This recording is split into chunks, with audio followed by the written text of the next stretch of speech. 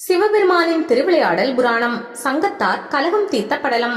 தமிழ் சங்கத்தில் 48 புலவர்கள் இருந்தனர். அகத்தியர் கற்றுத்தந்த இலக்கணத்திற்கு அகத்தியம் என்ற அவரது பெயரை சூட்டினார். இலக்கண அடிப்படையில் அதுவரை தாங்கள் இயற்றிய பாடல்களை புலவர்கள் சரிபார்த்துக் கொண்டனர்.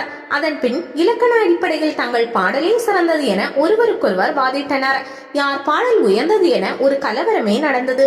காலப்போக்கில் இது பெருமளவில் உருவெடுத்து சங்கமே அழியும் நிலை வந்துவிட்டது. இது தொடர்ந்தால் சங்கத்தை காப்பாற்ற முடியாது என்ற நிலையில் அவர்கள் சுந்தரேஸ்வரரிடம் ஓடினர். இறைவா, எங்களில் யாருடைய பாடல் சிறந்தது என்ற அறியுமாவலில் சண்டையிடுகிறோம். தாங்களே இவற்றை படித்து எது சிறந்த பாடல் என விடையளிக்க வேண்டும் என்று கூறி வணங்கினார். அப்போது சுந்தரேஸ்வரர் அவர்கள் முன் தோன்றினார். புலவர்களே, உங்கள் பாடலில் எது உயர்ந்தது என்பதை நமது நகரில் வசிக்கும் வணிகர் தனபதியின் மகனாலேயே முடியும். நீங்கள் அங்கே சென்று அந்த பிள்ளையிடம் சுவடிகளை கொடுங்கள். அவன் சொல்லும் தீர்ப்பை ஏற்றுக்கொள்ளுங்கள் என்று திருவாய் மலர்ந்தார். புலவர்கள் தனபதியின் இல்லத்திற்கு விரைந்தனர். சங்க புலவர்கள் தங்கள் இல்லத்திற்கு வந்தது கண்ட தனபதியின் துணைவி குணசாலினி மிகுந்த ஆனந்தம் அடைந்தாள். அதே நேரம் அவர்கள் அங்கு வந்த காரணம் தெரியாமல் தவித்தாள். புலவர்கள் அவளிடம், அம்மா, வணிகர் எங்கே? உங்கள் பிள்ளை இருக்கிறாரா என்றனர். இருவரும் இங்குதான் உள்ளனர் என்றது. உங்கள் பிள்ளை ருத்ரசர்மனை நாங்கள் காண வேண்டும். சுந்தரேஸ்வர பெருமானே அவரை பார்த்து எங்கள் பாடல்களில் எது சிறந்தது என கேட்டு தெரிந்து கொள்ள வேண்டும் என்றார். நீங்கள் என்ன சொல்கிறீர்கள்?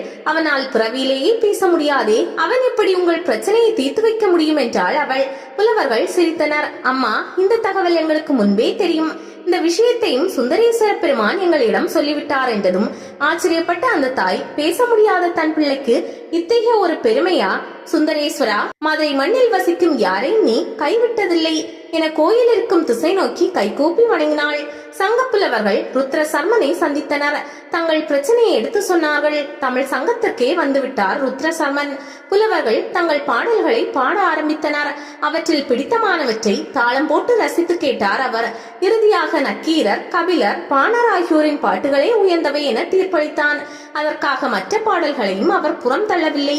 அவற்றிலுள்ள குற்றங்களை திருத்திக் கொடுத்து அவற்றையும் அவையில் அங்கீகரிக்க செய்தார்.